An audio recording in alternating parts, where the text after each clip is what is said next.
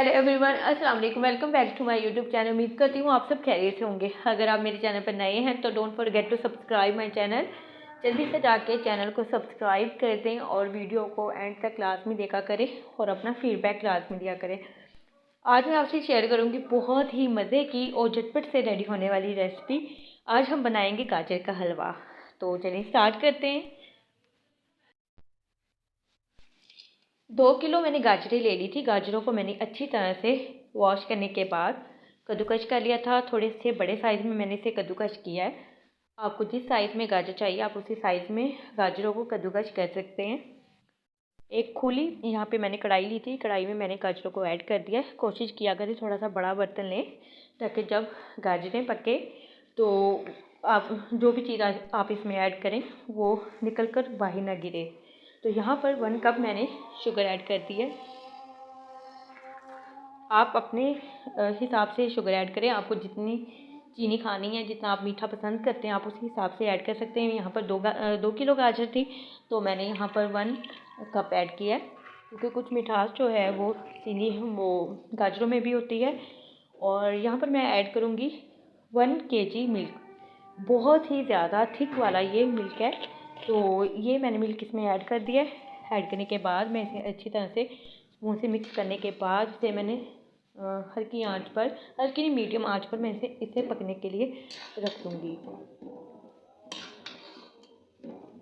आप इसे कवर करके रख दें, लेकिन थोड़ी थोड़ी देर बाद आप इसे लाजमी देखा करें, क्योंकि जब ये गाजर और दूध साथ पकता है तो बॉयल आने की वजह से जो दूध है वो बाहर भी गिर जाता है।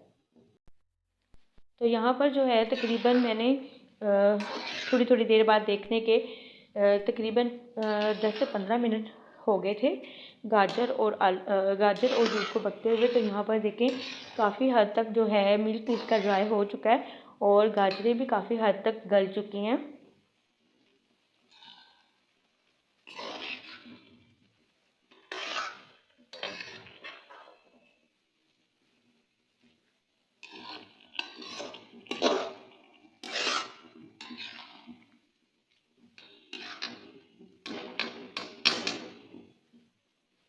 आप देख सकते हैं कि गाजरें जो हैं बहुत अच्छी तरह से गल चुकी हैं और बिल्कुल थोड़ा सा इसमें मिल्क रह चुका है।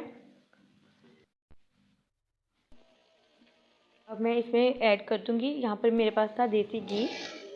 तकरीबन 2 से 3 टेबलस्पून मैंने भरकर देसी घी इसमें ऐड किए हैं।